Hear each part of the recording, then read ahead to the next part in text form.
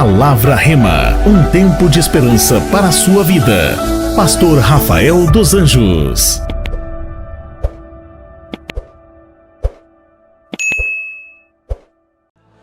Graça e paz seja sobre a tua vida, amém?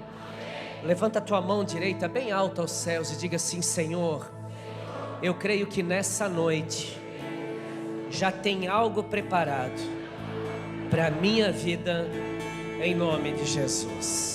Bate na mão do seu irmão e diga para ele: se prepare. Amém, amém. Glória a Deus. Você pode sentar. Que alegria nós nos reunirmos aqui agora à noite, nosso terceiro culto de ceia. Os dois cultos, tanto de manhã como à tarde, foram muito especiais. Deus se manifestou de uma forma muito incrível. Foram dois cultos cheios, não diferente dessa noite.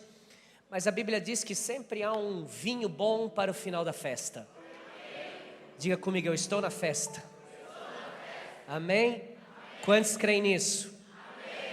Salmos de número 23, hoje é ceia, e ceia então nós estamos falando sobre uma série de mensagens, o bom pastor, baseada no Salmo 23, o salmo que foi escrito pelo rei Davi, há mais de 3.000 anos, já falamos do versículo 1, 2, 3, 4, e hoje nós vamos falar, vamos falar do versículo 5, vamos juntos ler o Salmo 23, a partir do verso 1, vamos acompanhar aqui, porque às vezes muda um pouquinho a versão, mas aqui nós conseguimos ler todos juntos. 1, 2, 3 e...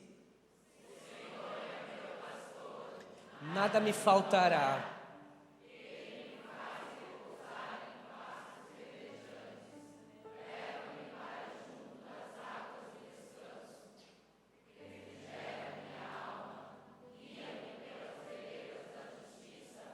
Por amor ao Senhor. Ainda que eu ande pelo vale da sombra da morte, não temerei mal algum, porque tu estás comigo. O teu bordão e o teu cajado me consolam.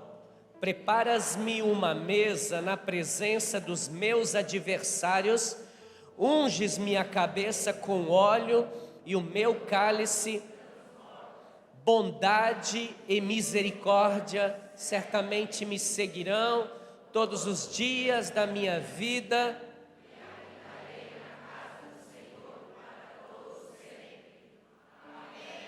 Amém.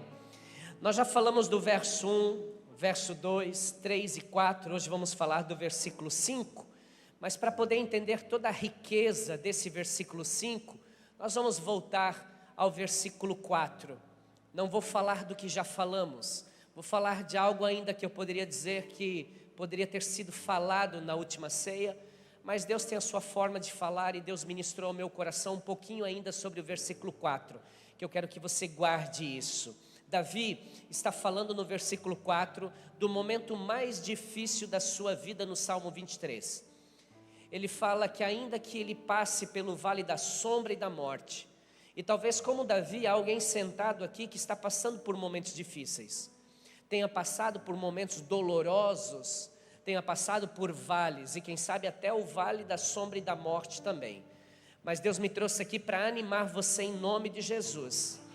Deus me trouxe aqui como profeta de Deus para entregar essa palavra para você, porque o mesmo Deus que estava com Davi no vale da sombra e da morte, é o mesmo Deus que está contigo nessa luta, nessa batalha, e em nome de Jesus a boa notícia é que você sairá do outro lado fortalecido pelo Deus Todo-Poderoso que está na tua vida em nome de Jesus.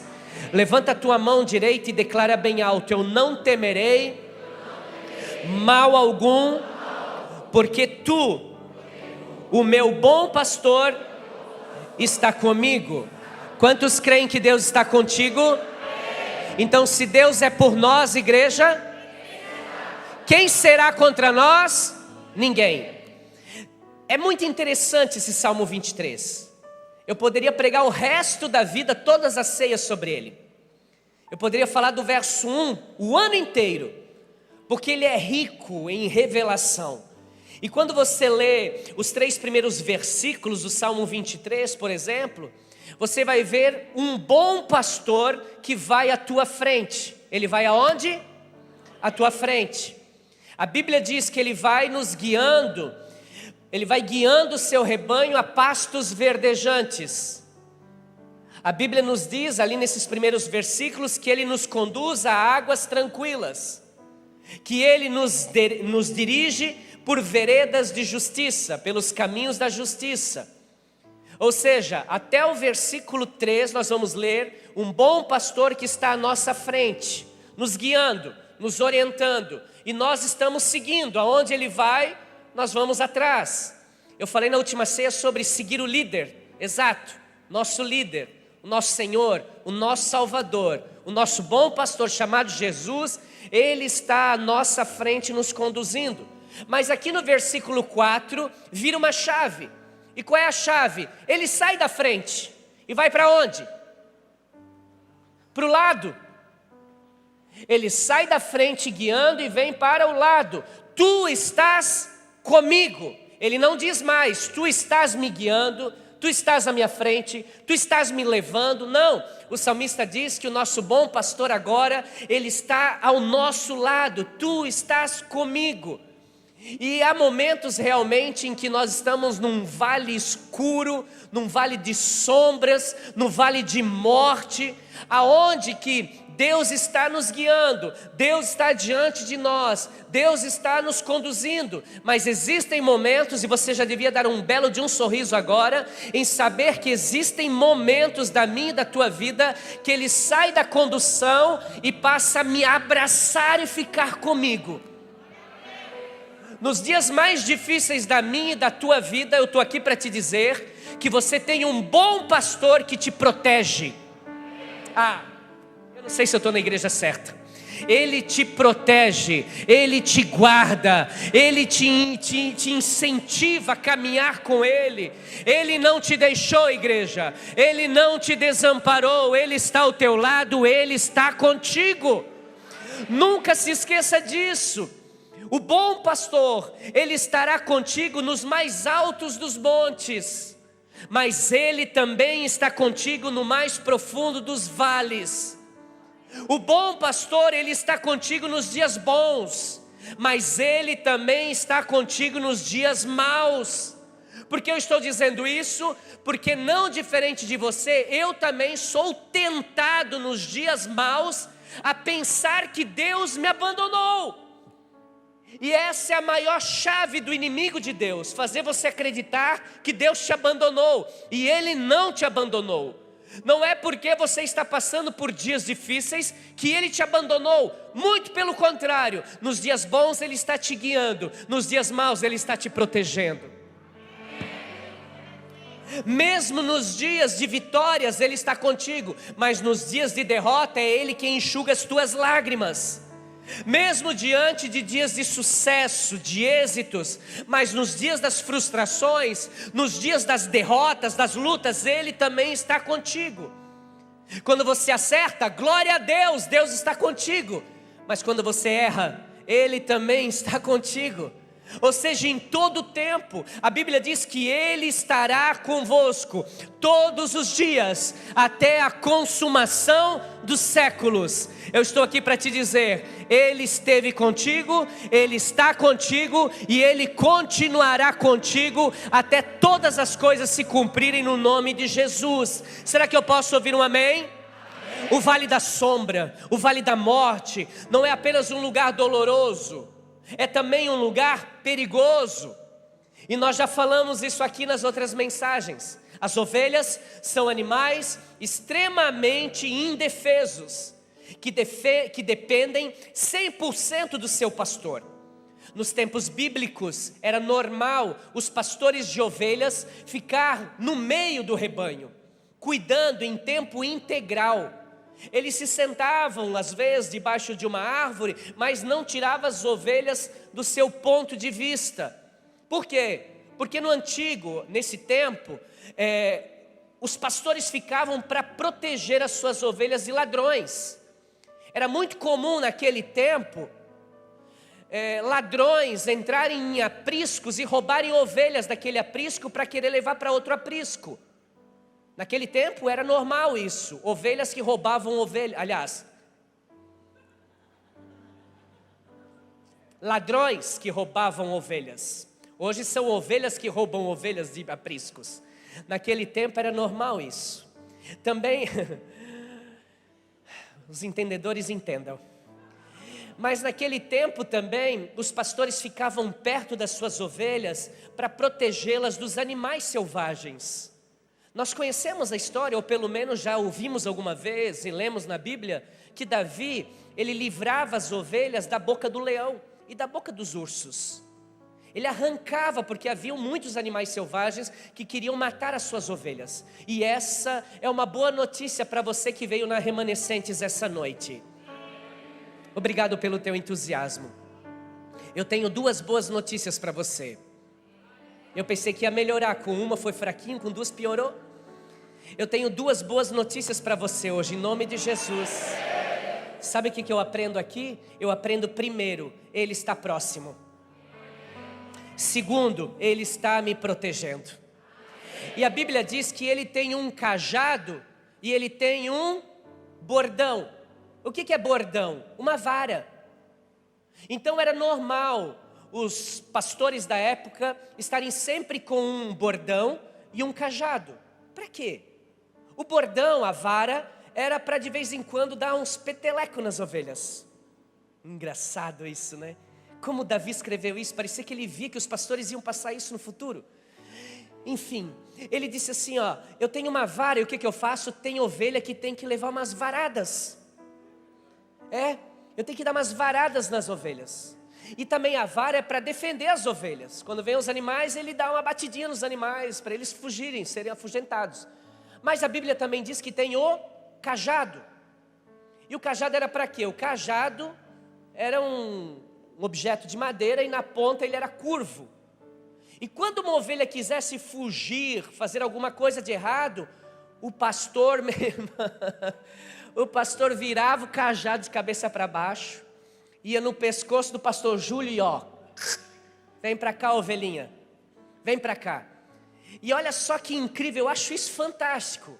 O bordão usado para proteger o seu rebanho e o cajado para dar direção. Quando a ovelha queria sair da direção, o pastor metia no pescoço da ovelha e dizia, vem para cá, abençoada, você vai caminhar por aqui. E na nossa vida, eu e você precisamos de um bom pastor assim, que tem a vara e tem a cajado. Eu sei que é difícil dizer amém, porque nos tempos de hoje, se o pastor der uma varada, você corre lá para o outro aprisco. Lá o pastor não bate. Se o pastor tenta te dar uma direção, te diz para de fazer isso e faz isso, você sai da igreja e vai para outra, porque lá não é cobrado. Eu vou te falar uma coisa, falo ou não falo? Eu vou ser responsável por tudo que eu falo deste altar. E você será responsável por tudo que você ouve. O que eu falo, Deus vai cobrar das minhas mãos o teu sangue. O que eu não falo também. É por isso que eu sempre vou pregar o que você precisa ouvir e não o que você quer ouvir. Se você quer massagear o teu ego, se você quer uma palavra que vai te deixar confortável, eu lamento te informar, mas o cristianismo não é o caminho para você seguir. Ui, pastor, misericórdia. Não estou dizendo para você sair, estou dizendo para você ficar e levar cajadada. Tem dia que o culto acaba, meu irmão, a gente sai andando de lado. Não é, Mirna? A gente sai, meu Deus, hoje o pastor pegou pesado. Você tem que dizer... Já teve gente que gritou, ai, não, você tem que dizer glória a Deus, irmão. Olha só, é tão lindo isso, por quê? Porque o bom pastor, que tem o cajado, que tem a vara, é para nos dar correção, para que a gente não se perca no meio do caminho. Que tem o cajado, que tem a vara, para nos dar direção, para nós andarmos no caminho direto, no caminho direito, no caminho correto. E Ele nos dá proteção, para que estejamos seguros, apesar do perigo que possamos estar enfrentando. Quantos se animam em saber que tem um bom pastor que está por perto com uma vara e com um cajado para te dar correção, direção e proteção? Diga amém. Amém. Amém. ainda há remanescentes. Há ainda alguns que apanham rindo. E depois chegam em casa chorando. E dizem, lá no culto, o pastor pegou pesado, mas você estava aí com esse sorrisão, né? Lindo, fala a Deus. E por dentro arrebentado, apanhando. Bem-vindo ao clube, eu também já passei por isso. E passo de vez em quando. Porque antes de Deus ministrar, antes de o bom pastor ministrar na tua vida, quem apanhou primeiro? O pastor que ele levantou para cuidar das ovelhas dele. Irmãos, olha que lindo isso. Davi, ele ficava animado. Quem é que fica animado em apanhar? Quem é que fica animado em levar cajadada? Quem é que sai do culto dizendo, eu amo o pastor Rafael, porque hoje ele bateu em mim de tudo que é lado. Hoje foi, nossa, aquela varada nas pernas, doeu. Não faz figurinha, tá? Não, eles são ligeiros aí na mídia. Olha aqui para mim, irmãos. Quem é que sai feliz da vida porque apanhou do cajadada e varada? Diga glória a Deus. Só remanescente. Só remanescente, irmão. Só remanescente. Agora o versículo 5. Agora nós vamos falar do verso 5. Preparas-me uma mesa na presença dos meus inimigos. Uau! Unges-me a cabeça com óleo e o meu cálice transborda. Os primeiros 4 versículos, Davi nos apresenta Deus como nosso pastor. Nos 3 primeiros versículos, ele apresenta o nosso pastor à frente. No 4, ele mostra ao lado. E agora no versículo 5, Deus muda o tom. Ele não só mostra Deus, o Senhor Jesus Cristo, para nós hoje, como nosso bom pastor, mas ele também vai apresentar Jesus agora como um excelente anfitrião. E é muito relevante falar sobre isso, por quê? Porque nos tempos bíblicos, a hospitalidade era algo muito importante. Se tinha algo, olhem para mim, deixa a borboleta. Irmãos, se tinha algo que eles se preocupavam na época, era com a hospitalidade, a recepção. Eles se preocupavam muito com isso, muito. E quando nós lemos a Bíblia, nós percebemos isso. Por quê? Porque da recepção, da receptividade, dependia toda a questão da reputação daquele anfitrião. Dependia a sua honra, dependia o seu prestígio. E eu particularmente conheço pessoas que são excelentes anfitriões.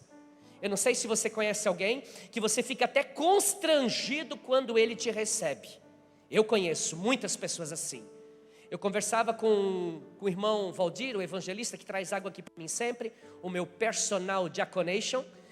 E conversávamos porque fomos a uma igreja pregar, eu fui pregar e ele foi me acompanhando. Meu irmão, quando eu saí de lá, eu disse, Valdir do céu, o que é isso?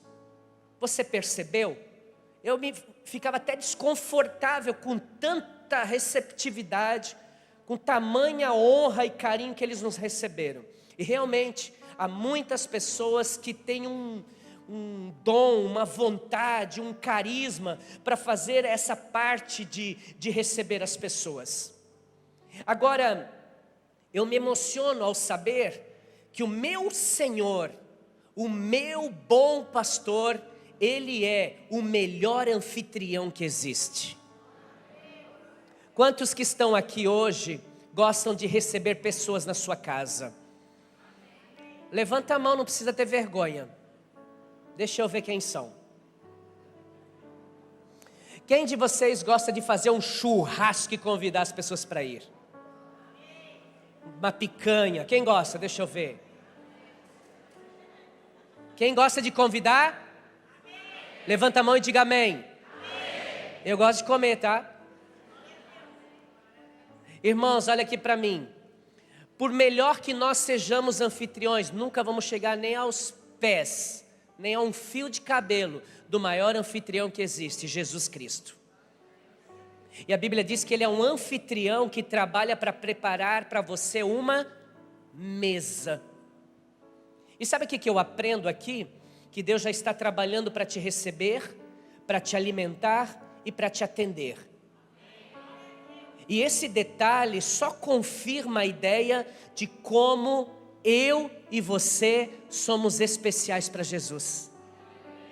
Então para com essa ideia, meu irmão, pelo amor de Deus. Ai, será que eu valho alguma coisa?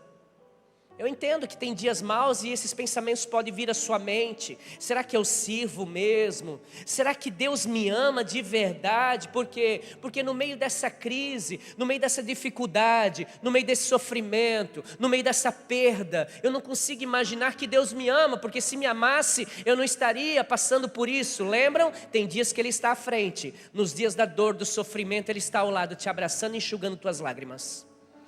E Ele não fala nada.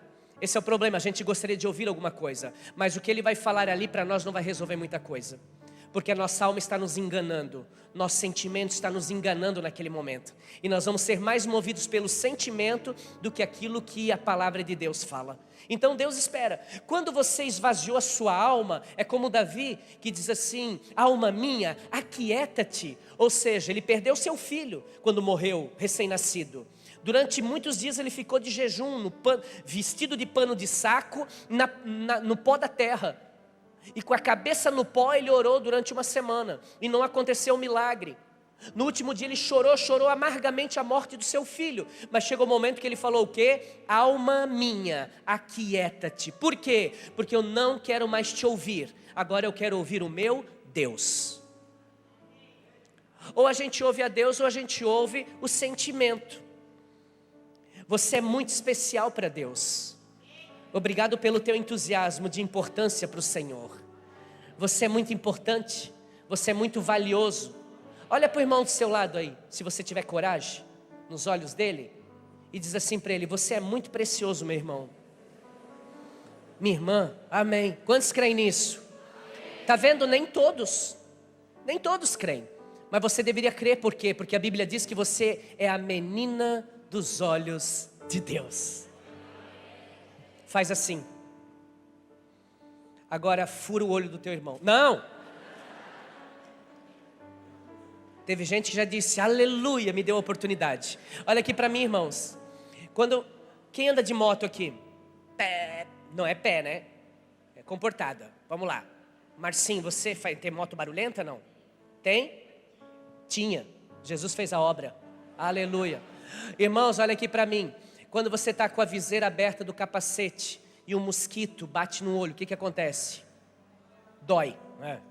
O que acontece? É tão automático que o teu olho vai tentar fechar. Sim ou não? A pálpebra ela vai fechar, é o sistema de defesa do olho. E olha só o que a Bíblia diz. Você é a menina dos olhos de Deus. E quem é a pálpebra? Quem é? Deus. Porque toda vida que alguém tentar tocar em você, Ele te protege. A Bíblia diz em Isaías que o teu nome está escrito aonde? Na palma da mão de Deus. O que a gente escreve na palma da mão? Só o que é importante. Hoje em dia é no celular, mas antigamente, no meu tempo, eu escrevia aqui. Eu já falei aqui na igreja. Já falei, vocês lembram? A minha esposa me ligava e dizia, amor, tem que comprar pão e leite. Eu só colocava PL, não tinha nada a ver com o Bolsonaro, PL. Tem que comprar pão e leite, ou LP, para tirar o partido aqui, LP. Eu pegava o carro, Andrei, e saía da empresa. Quando eu estava na estrada, que eu olhava na minha mão, LP. Opa, leite e pão, eu tenho que comprar. Nós anotávamos para não esquecer, Sabino. É assim que nós fazíamos. E a Bíblia diz que o nosso nome está escrito na mão de Deus. Para Deus não esquecer, Deus nunca esquece de você. Mas o nome escrito na palma da mão de Deus, toda vida que Ele estende a sua mão para abençoar, o seu nome está na palma da mão do Senhor. Diga, eu sou precioso. Amém? E não é por quem eu sou, é por aquilo que Ele é. Aleluia. Você é tão valioso que mesmo não podendo vê-lo, a Bíblia diz que Ele está preparando uma mesa para você. Agora entenda isso, meu irmão, Ele não prepara um prato para você. Ele prepara uma mesa. Um prato já seria muito bom. Aliás, quantos gostam de um prato feito? Deixa eu ver. Amém. O Júlio não precisa, gosta de tudo, até pedra. pedra moída com um pouco de barbecue, ele também come. Irmãos, olha aqui para mim, quantos gostam de um prato feito?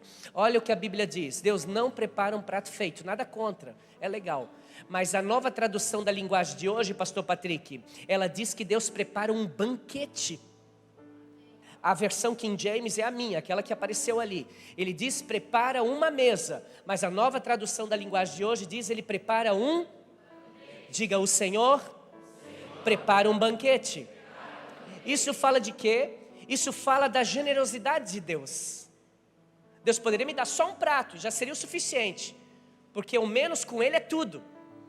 Mas Ele faz questão de fazer um banquete para me servir. Isso fala da generosidade, mas isso fala da bondade de Deus. Porque tem pessoas que ainda nesse tempo, com mais acesso à informação que tenha, a Bíblia disponibilizada a ele impressa, digital, aplicativo, ainda ele tem uma falsa crença de que Deus é mau. Não, pastor, sim, alguns creem nisso, que Deus é um velhinho sentado num trono, com barba branca, uma vara na mão e quer bater em todo mundo. Ah, obedeceu? Na cabeça, põe! Não doeu? Vai doer mais, põe! Você desobedeceu, vou mandar um raio, pum! Tem gente que pensa que é assim. Tem gente que pensa que para ir para o céu, ele tem que ter medo do inferno. Mas não é assim. Nós vamos para o céu porque nós amamos a Deus. E se nós amamos a Deus, nós cumprimos seus mandamentos. Não há um compêndulo de regras. Olha, agora você começou a vir na igreja remanescente? Sim. Você já pegou o regimento lá? Na saída, que regimento? A partir de agora, para você ficar nessa igreja, tem que ser assim, ó, roupa tal, cabelo tal, carro tal, tem que servir tal, sentar não pode cruzar a perna. Não precisa descruzar, aqui pode. Irmão, olha aqui para mim. Tem gente que cria um monte de regra para você ir para o céu. Nós não vamos para o céu por aquilo que a gente faz. A gente vai para o céu por aquilo que Ele fez por nós na cruz do Calvário, derramando todo o seu sangue para perdoar todos os nossos pecados. A Bíblia diz que Deus prepara um banquete para nós. Por quê? Porque Ele é bom, porque Ele é amável, porque Ele é generoso. E não é somente um prato de comida, mas é um banquete. Quantos já participaram de um banquete? Isso aí não é nada comparado com o banquete que Deus tem preparado para a tua vida, em nome de Jesus. Olha para mim, Ele prepara um banquete. Quem prepara? Ele quem? Jesus. Você não lê na Bíblia, Ele dá ordem aos seus servos para que preparem um banquete. Não, Ele mesmo prepara o banquete. Imagina o banquete. Ele mesmo prepara o banquete. E vou te falar mais, a cozinha de Deus não é lá no fundo da casa, escondida, onde a gente não vê Ele preparando, não. Ele prepara na nossa frente. Eu não sei você, mas quando eu vou na casa dos irmãos que me convidam, e aí ele está fazendo alguma coisa, a primeira pergunta por uma questão de educação é: você precisa de ajuda? E orando para que ele diga que não, né? Porque não sei. Enfim, eu digo: você precisa de ajuda? Aí o pastor Patrick me diz: não, pastor, deixa que eu faça aqui esse negócio. Amém, a pastora Rose, amém, queridos, Deus abençoe. Mas onde eu fico quando eu vou lá? Junto com vocês, ali junto. E é isso que Deus está tentando nos mostrar aqui. Que quando Ele prepara um banquete tem um propósito. Qual é o propósito? Ter você perto dEle. Ter a sua amizade. Ele quer ter intimidade. É um lugar fantástico para a gente conversar quando está sendo feito comida. Sim ou não? Alô, sim ou não? Quantos gostam de cozinhar? Além de convidar para ir comer? Amém. Deus está vendo. Deus está registrando esse momento. Ou seja, nós temos um Deus que, além de ser o nosso Deus, que já é tudo, além de ser o nosso bom pastor, Ele também quer sempre estar perto de nós como um excelente anfitrião. Agora, o que gera bom vai melhorar, diga amém. A Bíblia diz no versículo 5 que Ele prepara uma mesa diante dos meus inimigos. Uau! Isso é incrível! Glória a Deus! Vai comer na minha mão, miserável! Não é assim não, e nem recorta o vídeo. Olha aqui para mim, irmãos, não tem nada a ver com isso. O que Deus está nos dando aqui de instrução, quando Ele diz que vai colocar nós na frente dos nossos inimigos para cear com Ele, diante desse banquete, Deus está dizendo, em primeiro lugar, a primeira lição é que na vida você vai enfrentar inimigos. E que a nossa luta não é contra aquela pessoa. Porque se fosse a gente pegava no pescoço. Mas não pode.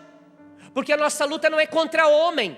A nossa luta, Efésios 6 diz, não é contra carne, não é contra sangue, não é contra homem, humano. A nossa luta, ela é espiritual. Não é o que a pessoa faz, mas é o que influencia ela para fazer essas coisas.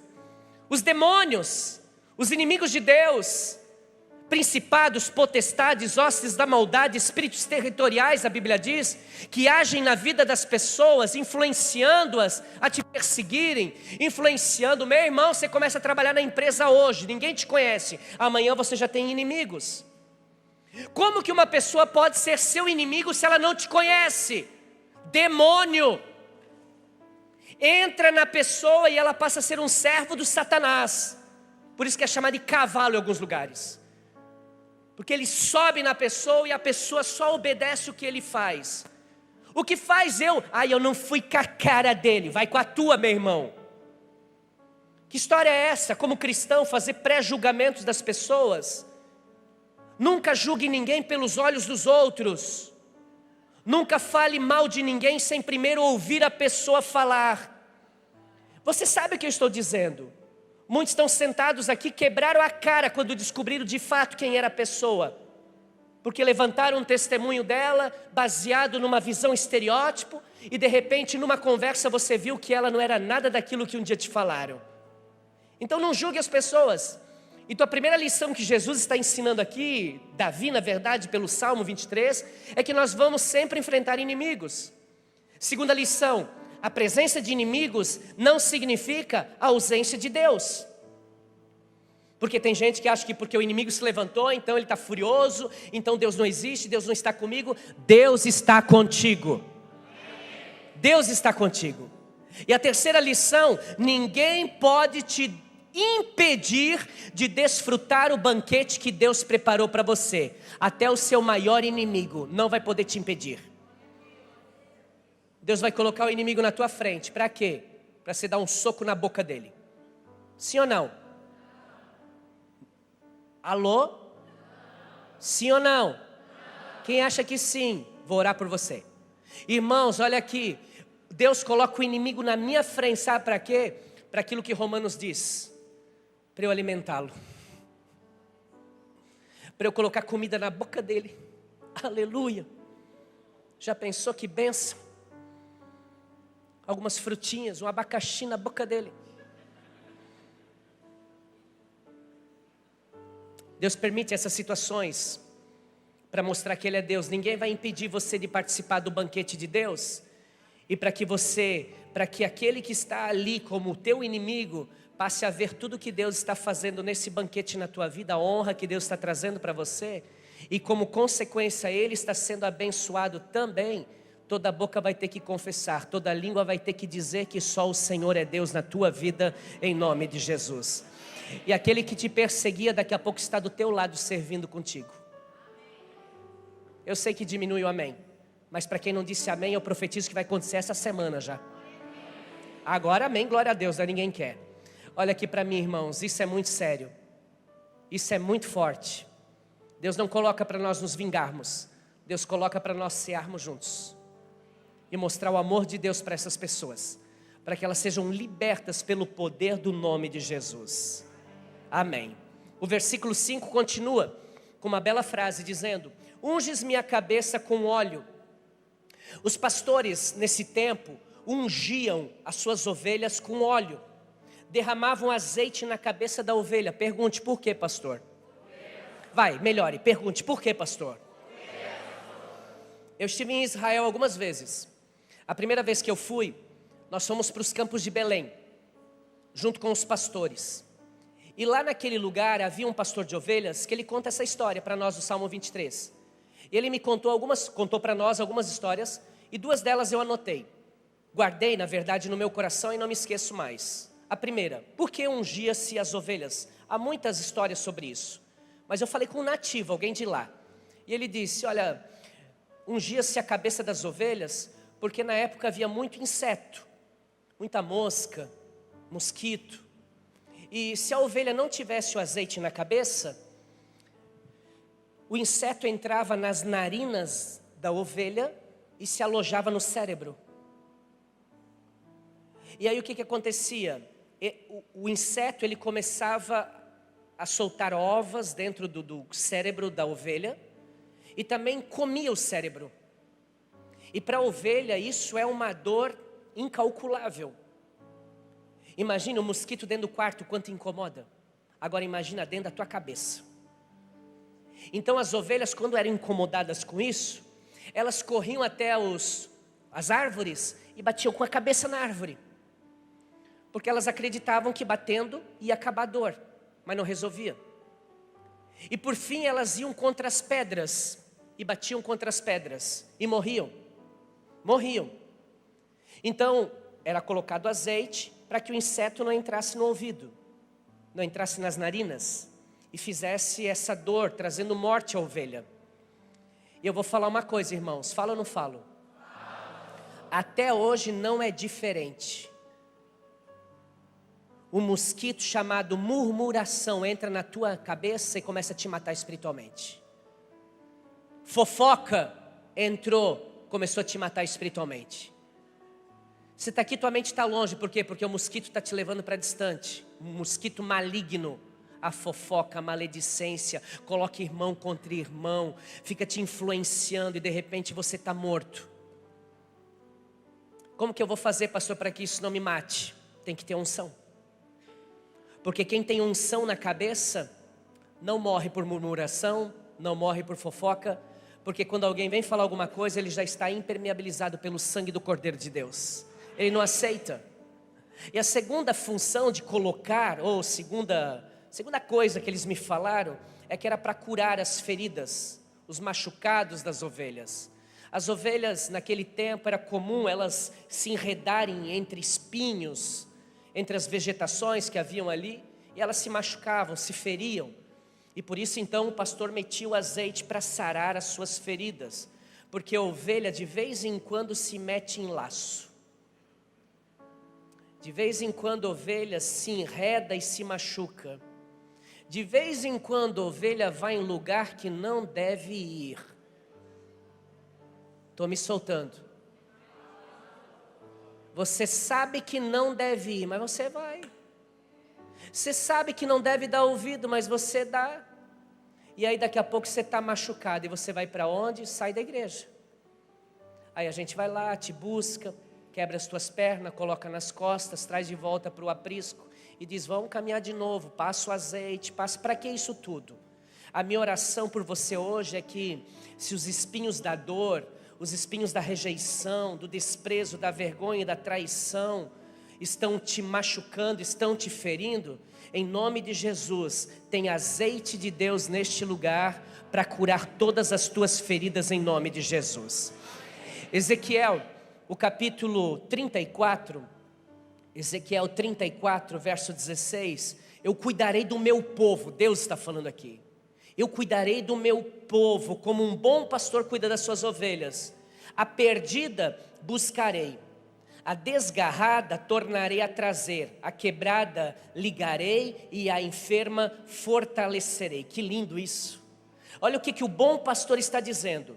Quando você estiver perdido, ele vai e te busca. Quando você está desgarrado, ele torna a trazer você de volta. Quando você está quebrado, ele te fortalece. E quando você está enfermo, ele te cura. Agora, tem algo ainda muito interessante. Porque assim como um pastor ungia suas ovelhas com azeite, era hábito também naquele tempo que o anfitrião ungisse a cabeça de seus convidados. Então, quando um convidado entrava, ele recebia a unção sobre a sua cabeça. E há um texto na Bíblia que diz que nós sempre temos que estar vestidos de branco no sentido de santidade, E na nossa cabeça não pode faltar azeite, não pode faltar a unção. O processo de purificação de um judeu era esse. Você vai lembrar de João 12, quando aquela mulher entrou na sala onde Jesus estava, foi no canto da sala, pegou um perfume caríssimo, quebrou o perfume e derramou nos pés de Jesus, e com seus cabelos ela enxuga os pés de Jesus.